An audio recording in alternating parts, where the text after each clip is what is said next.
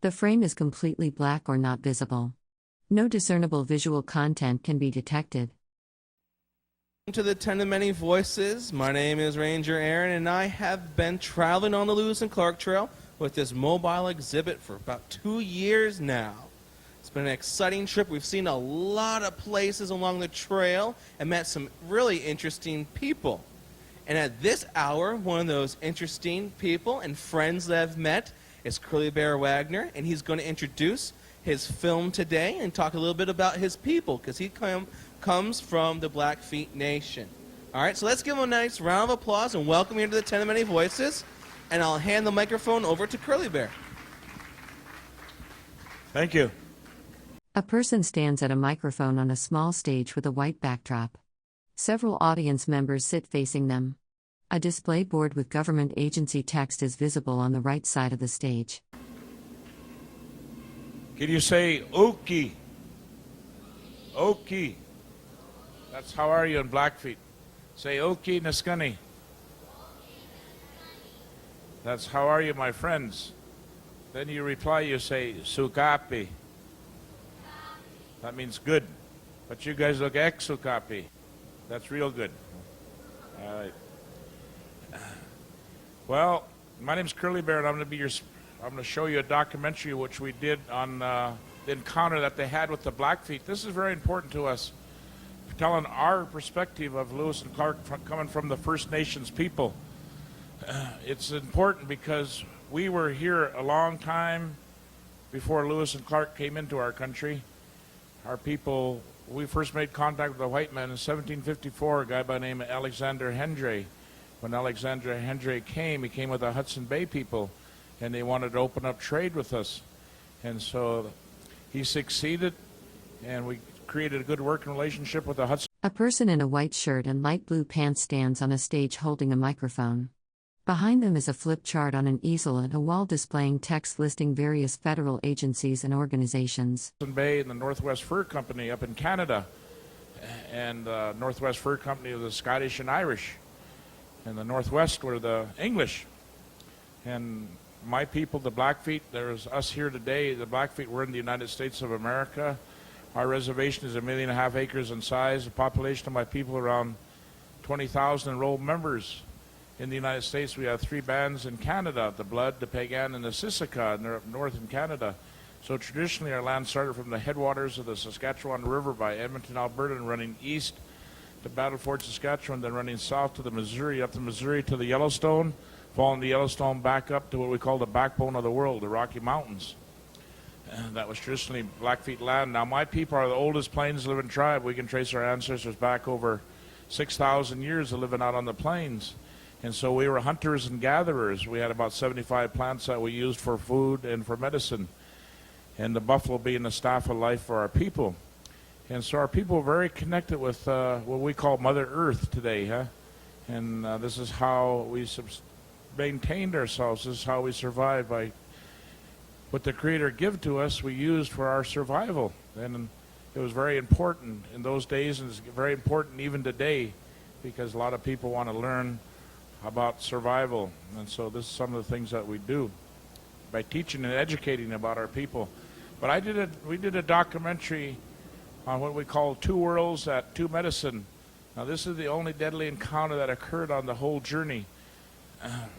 Sergeant Floyd died in Council Bluff area. That was one death, but there's 2 other, because 2 other Blackfeet got killed in this expedition. And we captured that. We put it on DVD for educational purposes, because it's so important to educate the people. A person in a light blue shirt and glasses stands at a microphone on a stage, gesturing while speaking. Behind them is a display screen and a backdrop listing various U.S. government departments and agencies. About our way of life. Everybody was Lewis and Clark, but nothing really perspective coming from the First Nations people.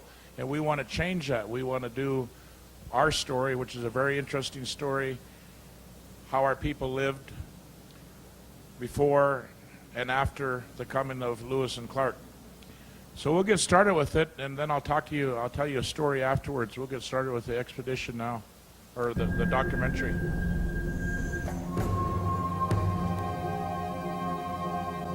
The Creator gave A museum display features a long black panel with white text listing various U.S. government departments and institutions. A wooden podium and stairs are visible in the background on a small stage with warm lighting. The moon. That's why we call them our father and mother. The Creator made man and woman too, and breathed life into them. And to everything, the animals, plants, rocks, water, and wind, the Creator gave a living spirit so we can learn from them. And that's what we've been doing here since the Creator first placed us on this land. And one day just 200 winters ago, some boys were coming home. They were not old enough to be warriors yet, but they were coming home with horses they captured from the Crow. It was a big day for them, a big day with many consequences for many years.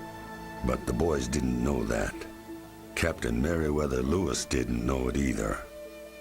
But this chance encounter on this vast, untamed horizon began to change our world forever.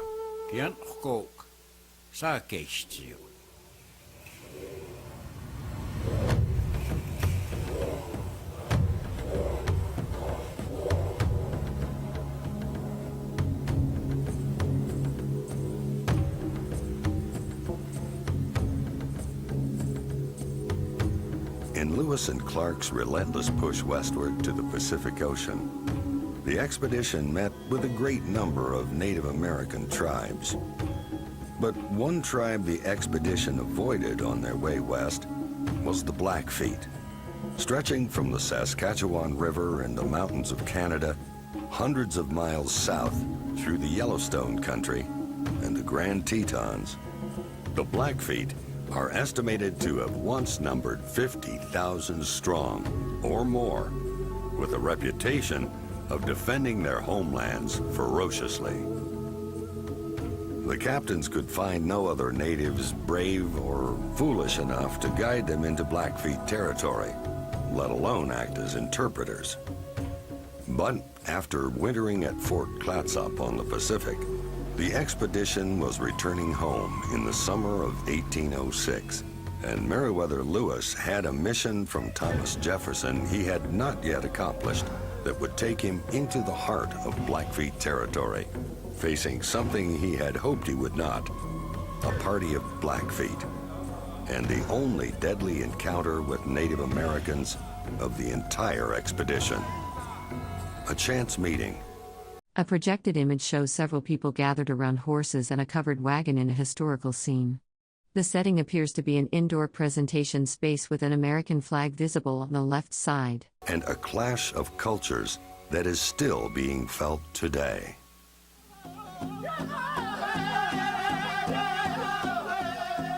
We've been here according to our ancestors, our creation story. We were created by our supreme being, and this is the land that he created for us.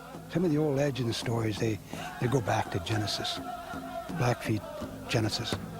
How long have the Blackfeet been here? Why not ask the rocks? That's one of the things anthropologist and archaeologist Brian Reeves does. Dr. Reeves is also an adopted member of the Blackfeet tribe. The Blackfoot people, speaking peoples, have been here at least 3,000 years. Probably a lot longer, but as an archaeologist I can say at least 3, probably 5, and could be a lot longer. They covered a large range of territory in northern Montana and up into Canada. Seasonally they would winter here in the foothills along the mountains because the buffalo came into the foothills. And then in the summer they'd move out, maybe here about 100 miles east to the Sweetgrass Hills for the Sundance. Their way of life was tied to the buffalo. They had what I think was a very beautiful life. They were happy and they were healthy. Up to that time, they were pedestrians or on foot, and they just traveled along slowly, you know. Ask a Blackfeet what was more important, the coming of the white man or the coming of the horse. And don't be surprised when the Blackfeet says, the coming of the horse. The Crows and other tribes nearby around here acquired the white man's horses about 1730. Soon the Blackfeet were raiding for their own horses.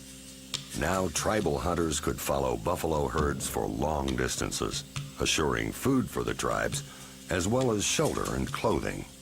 Suddenly, a man could acquire wealth in the form of more horses. And where do you get more horses?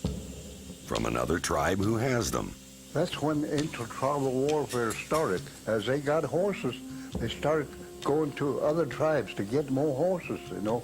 So they used to go back and forth and steal horses and women from each other, whatever the case happened to be. So when that happened, they'd stop and fight each other. And before long, intertribal warfare in this area had become a way of life. The transition to an equestrian society was swift and complete for the tribes of the Great Plains and Mountains. By Lewis and Clark's arrival, the Blackfeet were some of the best equestrians the world has ever produced. The scope and the scale that they lived on is hard for us to imagine. For the Blackfeet, the horse had made them masters of the high plains. A large projection screen displays a landscape image with forested hills and distant mountains. An American flag and ornamental gold poles frame the screen. Text at the bottom lists multiple government agencies related to natural resources and conservation. And the white man's guns, which they traded for from the British Hudson Bay and Northwest companies in the north, made them rulers of it too. The first white man that we seen, it was in 1754. And in fact, we had a white man living with us at the time. And he was with the Hudson Bay people. Early contact with whites had led to new technology for the Plains people and general hospitality toward the white traders. We were exposed to the French people, you know, from the north, the trappers and whatnot. And they seemed to get along quite well with our people because they didn't want to take everything from our people. They learned to coexist and hunt and trap and whatever. We had two other fathers, the Spanish and the French. Nothing had changed in our world when these other two fathers came in. And so we didn't look at being displaced. Thomas Jefferson, that was his plan for westward expansion. His reasoning to send Lewis and Clark there was to open up the Louisiana Purchase that they had bought from France. We somehow acquired it from Spain, and neither of them owned it to begin with. Now, an entirely new nation was coming into native lands, the United States of America, a nation located on their same continent with designs for expansion and the people and power to do it.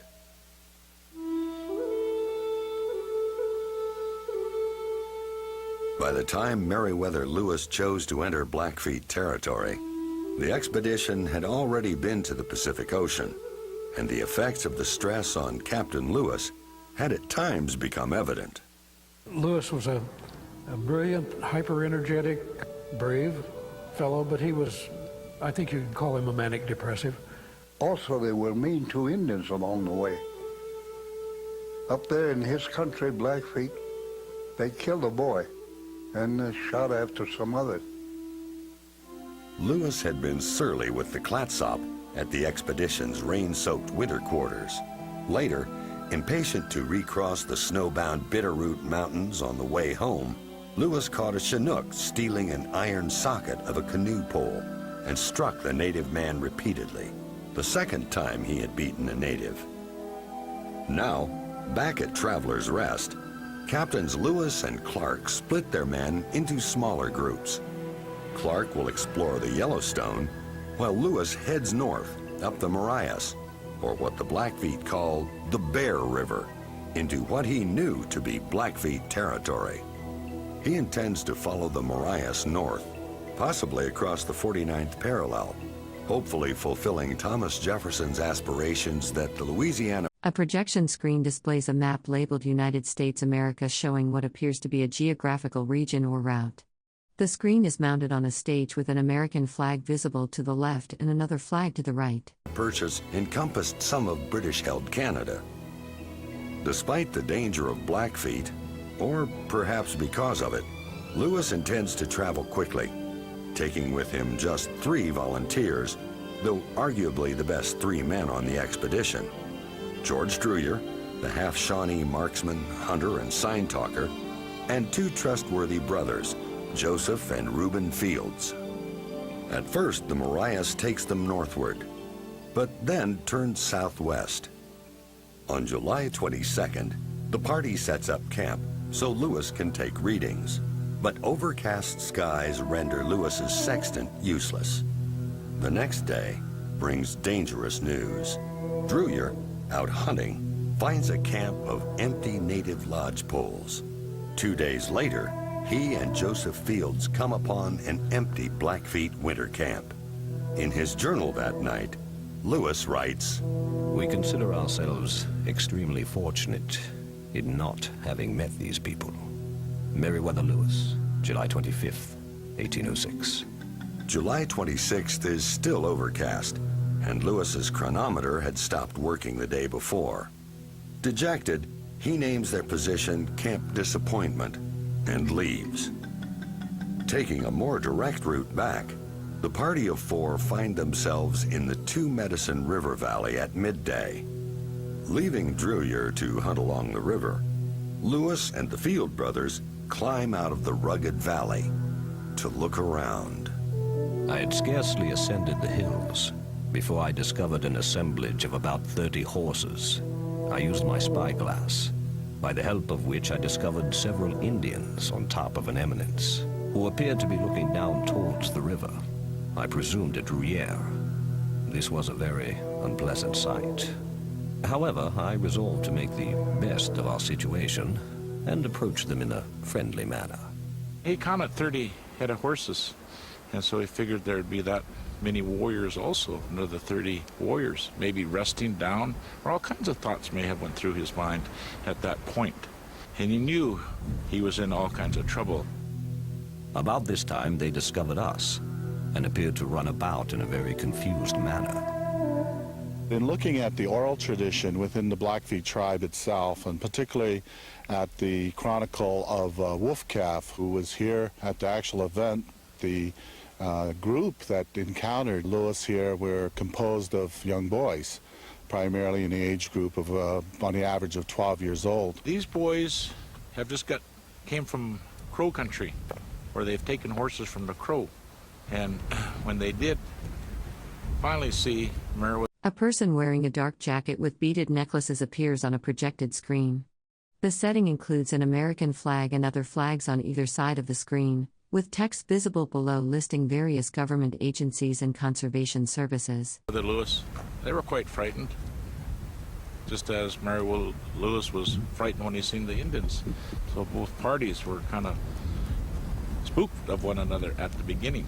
I think they were curious to who the people were. I think they considered themselves becoming warriors, and I think they possibly realized that this encounter might be a test. They thought, well, let's see what they're made of. One of them rode full speed towards us. He came within 100 paces, halted, looked at us, and turned his horse about, and returned as briskly. We learned that from the bear, huh? If he'd have showed fear, then I'm sure that Blackfeet would have taken a war club and probably cracked his head open. I expected that we were to have some difficulty with them. I was convinced they would attempt to rob us, in which case I should resist to the last extremity, preferring death to that of being deprived of my papers and instruments. He figured if he gets killed, then he's going to get killed, but he wanted to make sure that the paperwork, his journal, was saved in some way, some sense, and that's what he was really worried about. Years later, Wolf Calf, one of the Blackfeet boys in the group that day, reported that he was just 13 years old when his small party encountered Lewis and his men. We met them in a friendly manner, Wolf Calf. Lewis's journal concurs with Wolf Calf's account. I advanced singly to meet the Indian with whom I shook hands. Lewis uses what little sign language he knows to try to communicate. I asked if there was any chief among them, and they pointed out 3. But to Lewis, the boys appeared too young to be chiefs. I did not believe them, however thought it best to please them, and gave to one a medal, to a second a flag, and to the third a handkerchief. Lewis is now close enough to count and size up his potential opponents, his confidence returning. I now concluded that there were only 8 in number, and became much better satisfied with our situation, as I was convinced that we could manage that number, should they attempt hostile measures. The boys accept the gifts and ask Lewis if he has tobacco. Lewis sends one of the fields and a Blackfeet boy down to the valley to find Druyer, who carries their pipe, and all agree to camp by the Two Medicine River.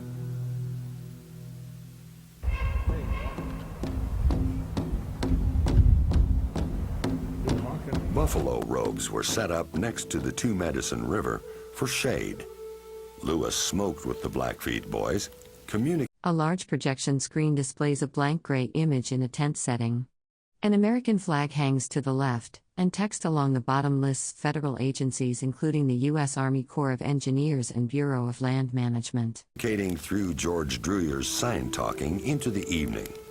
I learned from them that they were part of a large band which lay encamped near the foot of the Rocky Mountains. Lewis had noticed 2 boys carried British muskets. They informed us that they trade on the Saskatchewan River, and from these traders they obtain arms, ammunition, spirituous liquor, and blankets in exchange for wolves and beaver skins. Lewis realized the Hudson Bay Company was the source of their arms. Then he launched into his usual speech about the new Great White Father who now owned this land. That's when he gave him his dog and pony show, huh? And I'm sure that it must have just been bewildering and maybe even funny to some of them. It certainly was very seldom taken the way that Jefferson meant it to. Why is this Great White Father now going to come here and tell us how to live when we never did need him before? I told these people I had come a great way from the east and seen a great many Indian nations, all of whom I have invited to come and trade with me on the rivers. One of the blunders that Meriwether Lewis made was when he began to talk to the Blackfeet that they were going to bring trade in here and start trading and giving to other tribes rifles, ammunition, things of sort that would make other tribes equal with us, and we didn't want anybody to be equal with us. Confident of his diplomacy, Lewis writes, I found them extremely fond of smoking and plied them with the pipe until late that night. Meriwether Lewis, July 26, 1806. Yet Lewis is wary of his visitors. He takes first watch that night, then wakes Reuben Fields at 11:30. A person stands on a small stage next to a large projection screen displaying a blank or white surface. The stage has a wooden base, and the surrounding area is dimly lit with dark walls and support structures visible. I directed Fields to watch the movements of the Indians, as I apprehended they would attempt to steal our horses. Tobacco was running pretty low, so they thought, well, they'd get some rest. But the Indians talked amongst themselves that night. The chief among us said we should try to take some of the white men's things, wolf calf. I think these are young teenagers just looking around. He thought they were going to steal something. Emboldened by their success in raiding horses from the Crow, the boys plot into the night. The horses meant great wealth to them already. And as you gain a little wealth, then you push your luck. And the plan was to take these fire sticks, get those hidden, then run off their horses while they're still half asleep. I fell into a profound sleep and did not wake until the noise of the men and Indians awoke me a little after light in the morning. The boys' first move seems to be working when early dawn finds Lewis and 2 men asleep and their sentry groggy. It is now or never. At daylight, the Indians got up and crowded around the fire. Joseph Fields, who was on post, had carelessly laid his gun down where his brother was sleeping. One of the Indians slipped behind him and took his gun and that of his brother. Joseph Fields, seeing that he's taken his pistol, hollered at him, "Drop that pistol, drop that gun." On this point, both the Blackfeet and Lewis's accounts agree. The white men killed side hill calf with their big knives, wolf calf. Reuben Fields, as he seized his gun, stabbed the Indian to the heart with his knife. Meriwether Lewis. One breath, killed instantly. Probably stabbed him right in the heart. He didn't get permission from Meriwether Lewis to kill this boy. He just acted on his own impulse. At the same instant, two others advanced and seized the guns of Druyere and myself. Damn you! I reached to seize my gun, but found her gone.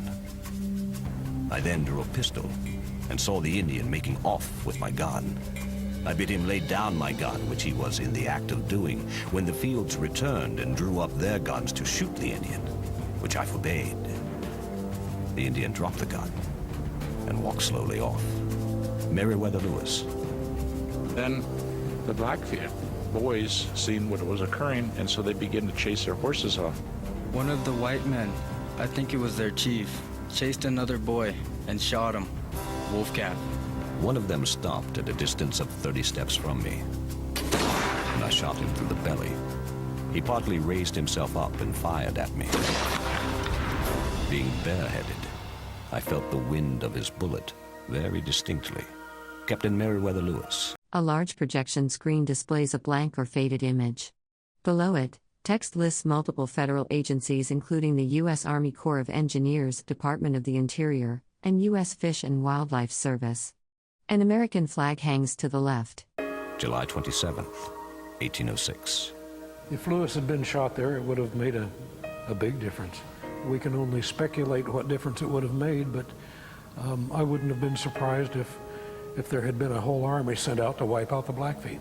From the Blackfeet point of view, it certainly set the stage that the United States government and their emissaries were not to be trusted, or that although they came in peace, they ended up killing two young boys. I think Lewis, from the moment it happened, realized that there were going to be repercussions. They were determined to get out of there as fast as they could, which meant basically riding day and night. Our people did take after him. We sent our real warriors out after, but they had a good day and a half start on us. Their awareness of everything, I'm sure, was terribly heightened by the fact that they had just had a life and death confrontation. And they were crossing this section of the plains, which is just enormous. There was a bright moon overhead, and there were thunderstorms going off on all the different horizons. Here they were riding themselves to exhaustion after that tremendous moment of combat. And to me, the scene is just one of the most intense. They run their horses full tilt, and they were about a day and a half. And then the next day, they made it all the way down to what we call the Big Water, and they were following the Bear River or the Marias River. And about the time they were getting there, they heard these shots, and they knew it was their party coming on down. Miraculously, it was Orway, McNeil, Thompson, and Goodrich coming down the Missouri to pick them up. They dropped everything, they left everything. They got on those canoes, and they hightailed it out of the country. The confrontation with the Blackfeet at Two Medicine River must have made quite an impression on Captain Lewis. He wrote page after page about it. More words, in fact, on that one incident than any other episode in his extensive journals. Meriwether Lewis left Blackfeet country that hot July day, never to return. But it didn't take long before many other Americans did arrive, hunting, trapping, and taking whatever they could from the land. Almost immediately after the expedition, fur trappers went up into the mountains, and instead of buying furs from the Blackfeet the way the British traders up in Canada did, they went up there and began trapping themselves, which left the Blackfeet out. These new frontiersmen didn't need the natives to trap for them. They could trap beaver and shoot buffalo for themselves. And when the Americans opened up the Missouri River for commerce, steamboats took buffalo hides away by the millions. With them went the Blackfeet's main. A projection screen displays a landscape image of hills or mountains under a cloudy sky. Below the screen, text lists multiple U.S. government agencies including the Natural Resources Conservation Service, Army Corps of Engineers, Department of Energy, and Bureau of Land Management. An American flag is visible on the left. Source of food, shelter, and clothing, and a way of life that would never be seen again. Missouri Hide Trade took them out. And it's well documented, like in 1858, there was something like 110,000 hides were shipped out of Fort Benton. They made leather belts. Yeah, it was very important. They were far stronger than cows, cowhide, and so it fueled all the old, first industrial systems of the belt systems. They were killed systematically by people who wanted to kill the Indians' food source. You kill off the food source, you killed off that way of life. The establishment of the forts, the coming of the steamships up to Missouri, an establishment of Fort Benton and their trade area, and hey, these guys are taking over. Okay, I'm going to talk to you a little bit. I feel better. A blank projection screen stands on a stage with a black banner below it displaying text referencing the U.S. Army Corps of Engineers, Department of the Interior, and other government agencies. An American flag hangs on the left side. Now, I got to speak with my hands. You guys are from St. Stephen's? Huh? St. Peter's. Sorry. I'm sorry for all the interruptions that's going on here, but that's all right. We have a very famous person that you've seen up there, James Alexander Tom, is right here.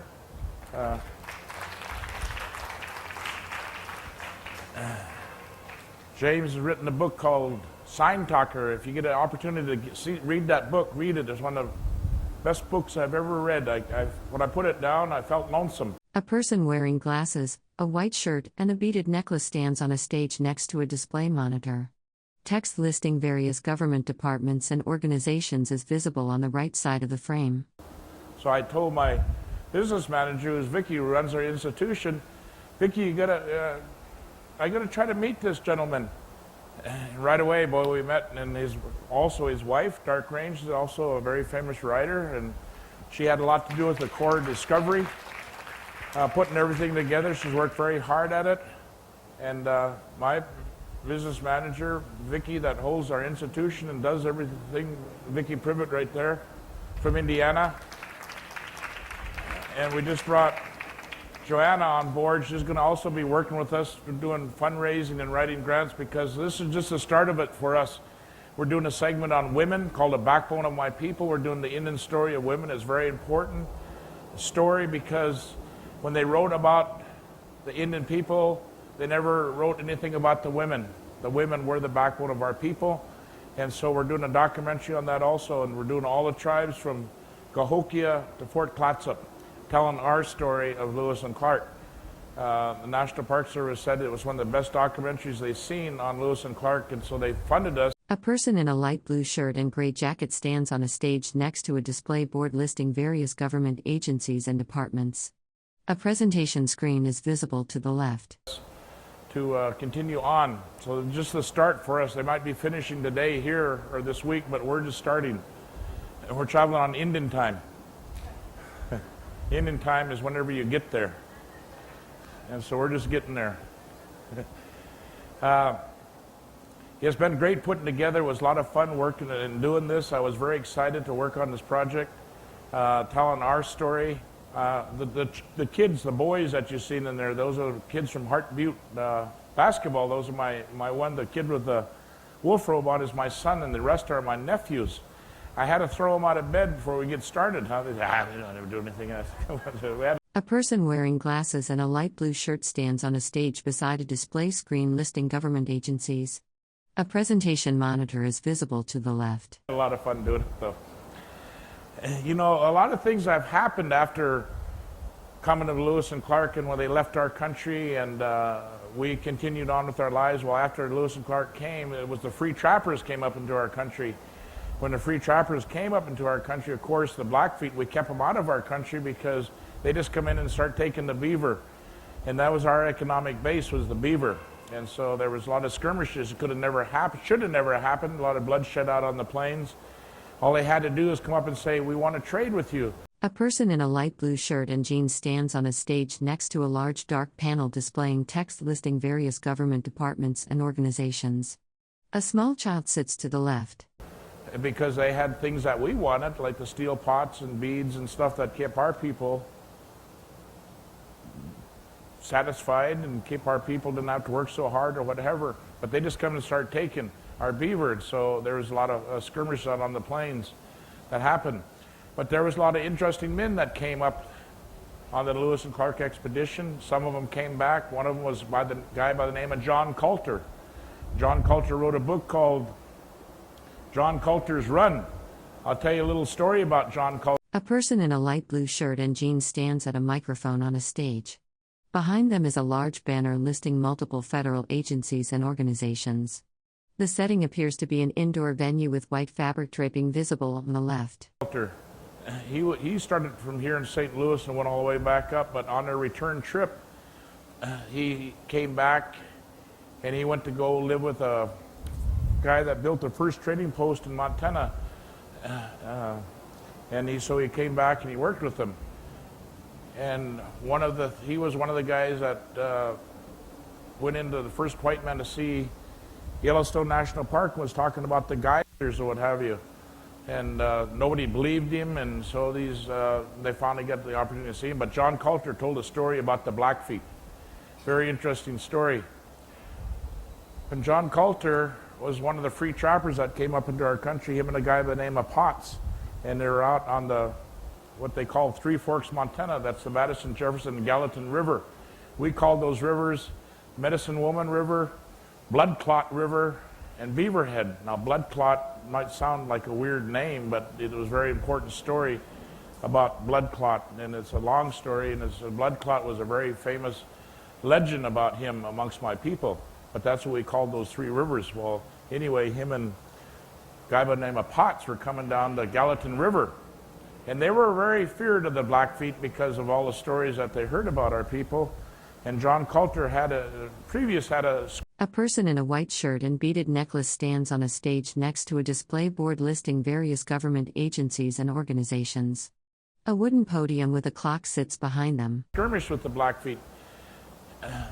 He joined up with the Flatheads, and they were free trapping, and there was a fight out there, and Blackfeet would run the Flatheads off, but John Colter was wounded, and so we knew John Colter as a guy who fought on the other side. But when he came up with Manuel Lisa, was the person that built the first trading post where the Little Bighorn pours into the Missouri, or to the Yellowstone, excuse me. And he was working with him, and they wanted him to be an ambassador to the Blackfeet, but he never got that opportunity. Like I was saying, they were coming down the river that one morning, because what they'd do, they'd hide during the day and trap. A person in a white shirt and jeans stands on a dark stage next to a flip chart displaying a green map. A large banner listing various government agencies and institutions is visible on the right side of the stage. At night. And when they were coming down the river, the Gallatin River, John Colter said, "Listen to that noise, I think there's some Indians around here." And so they hid out, and pretty soon they were spotted. He said in his writings that there was over 2,000 Blackfeet that they seen. And when they seen them, they called them ashore, motioned to them come ashore. So John Colter and Potts, they rowed their canoe to the shore, and John Colter got out. Potts didn't. And said one of the Blackfeet took a shot at him, and Potts shot back. Then they riveted him with bullets. A person in a white shirt and jeans stands beside a display board listing various U.S. government departments and agencies. They appear to be giving a presentation in front of a white backdrop and wooden structural elements. A couple hundred shots went into his body, they said. So when he came ashore, Colter, his old man approached him, said, "You better run, you better run." Kept telling him that. About 3 times told him, "You better run."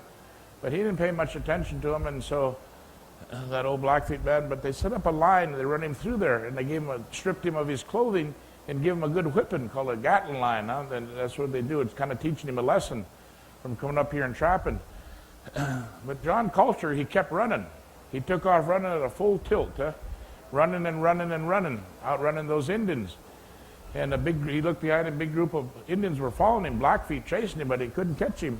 He was running, he must have run about a couple miles, and there was this one Blackfeet that was hot on his tail. And this Indian was running, but this Indian had a spear and a blanket.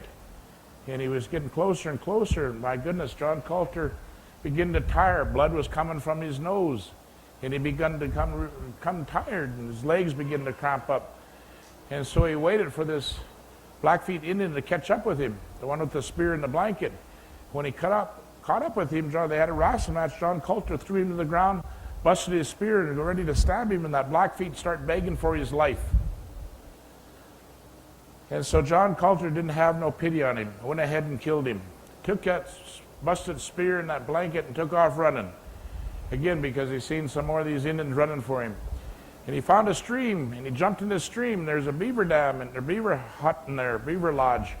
And so he went up inside this beaver lodge, and he got up in there, and he stayed there all day until the sun went down. A person in a light blue shirt and purple tie stands on a stage, gesturing while speaking. Behind them is a large black panel displaying text listing various U.S. government departments and agencies. A presentation screen is visible to the left. And it got night. And when nightfall came, he came out and he crossed the mountain range. Now remember, this guy has no clothing, no shoes or nothing. But he crossed the mountain range and went about another 250 miles back to Camp Manuel Lisa. And he stayed there. And he told the story. Now the story's been written several times. And in previous, I've did a lot of research. In fact, I met the Colter family out here in St. Louis. I think I was with Chris and those guys. Remember, what school was that, Chris? Colter's Landing. I met the Colter family and told them that story. All right, so I got 5 minutes. Anyway, I'll tell you the story that really happened. Now, we would never travel with 1,000 people because look how much food it would take to feed 1,000 Blackfeet Indians. They consume about 2.5 pounds of meat a day, or one setting, excuse me. And when John Colter said he met him, we didn't rivet with nobody with 100 bullets because ammunition was very hard to come by. And so we didn't shoot 100 bullets into that man. If we did shoot, it might have been one bullet, because ammunition was hard to come by. And we got up, he said that old man was telling him, now, we come from a warrior society of people, and it meant treason. If you commit treason, it meant death, because we come from a warrior society of people. So no old man talked to him.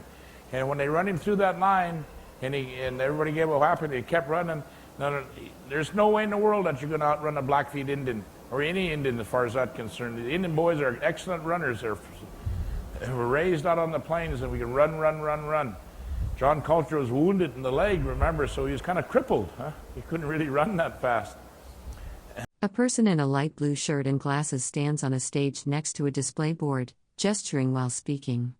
Behind them is a large projection screen showing text listing various government agencies and organizations. And no Indian is going to be carrying an 18-foot long spear with a blanket chasing a person, for goodness sakes.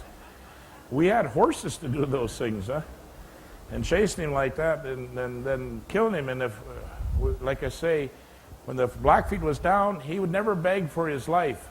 We had a death song that we sang, and it was against our traditions or law to beg for our lives, because we do come from a warrior society, but we do have a death song that we sang. Then he said he jumped into the side that beaver lodge. Now, there's no way in the world that you're going to fit inside of a beaver lodge. There's an opening, you can't even get inside of one. And then he ran over those mountains, 250 miles back to Fort Manuel Lisa. Well, he'd have never crossed those mountains because he'd have froze to death up there. And there's a lot of prickly pear out on the plains.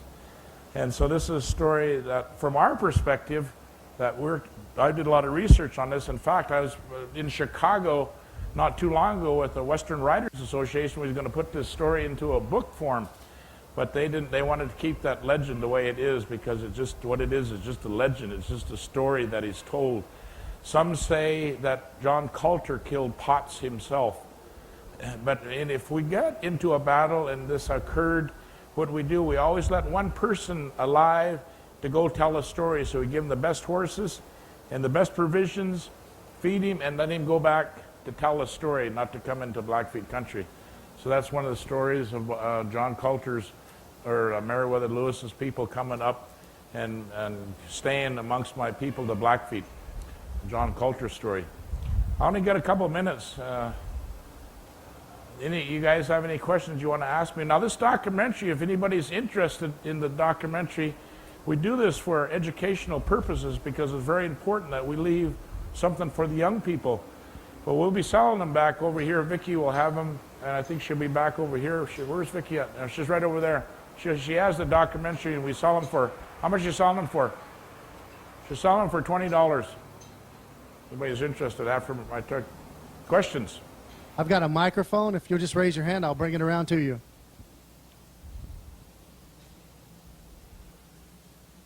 Questions? You guys could ask me one question anyway. What's the history of the name Blackfeet? The name Blackfeet, what's the history of it? How we received our name. I heard many stories about how A person in a white jacket and blue jeans stands on a stage beside a large dark banner listing various U.S. government agencies and institutions. A presentation screen is visible to the left. How we received our name. One of them boils down to that we crossed a prairie fire one time, and at the other side, the Cree were our allies. And this was during what they call the Dog Day period before coming to the horse. We received the horse around the 1600s. And so we crossed, when we met with people, we always sat down across the leg, and they noticed the soles of our moccasins were blackened, so he called us the Blackfoot. Today we go by the name of Blackfeet. I remember this guy from Cleveland, Ohio, asked me a question and said, Curly Bear, what's the difference between the Blackfoot and the Blackfeet? I said, there's a big difference. Up in Canada they have 1 foot, and down here we have 2. That's the big difference. Did you write the documentary? Did I what? Did you write the documentary? Did I write the documentary? Well, we've interviewed a lot of our people. Yeah, there's a lot more to it than that. And because I give a big, I did a lot of writing on it and helping putting that thing together. But we just added a half hour onto this, and so PBS is going to pick this up, hopefully. It's going to be on national TV.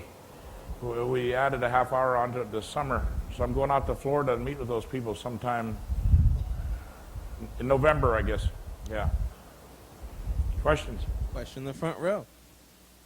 You said that Meriwether Lewis gave him a flag, the Indian. Why would he give him a flag? Why would Lewis give the native tribes a flag?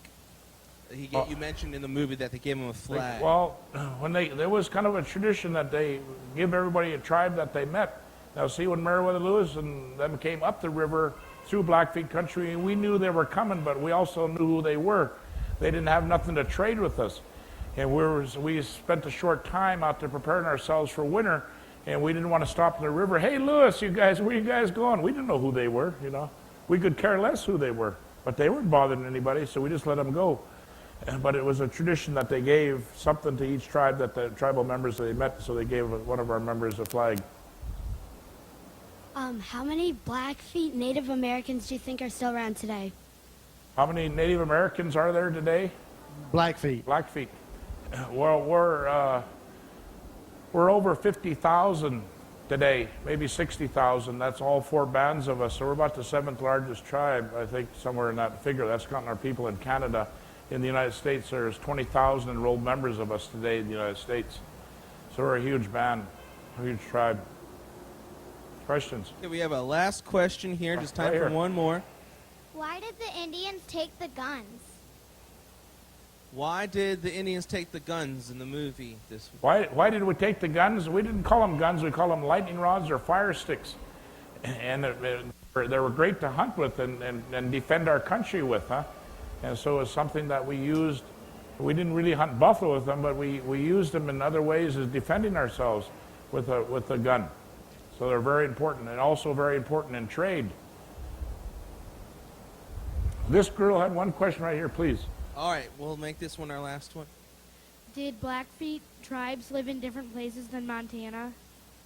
Is our reservation in Montana? Yes, it's in the northwest corner of Montana. It borders Canada to the north of us, and to the west of us is Glacier National Park. And you'll see the Blackfeet were sitting right there today. Okay, I want to thank you. And if anybody, you want a question? Vicki will have the DVDs back there if anybody's interested. Thank you, and God bless you all. Thank you very much, Curly Bear. It's a pleasure to have you here in the 10 of Many Voices. Coming up next, we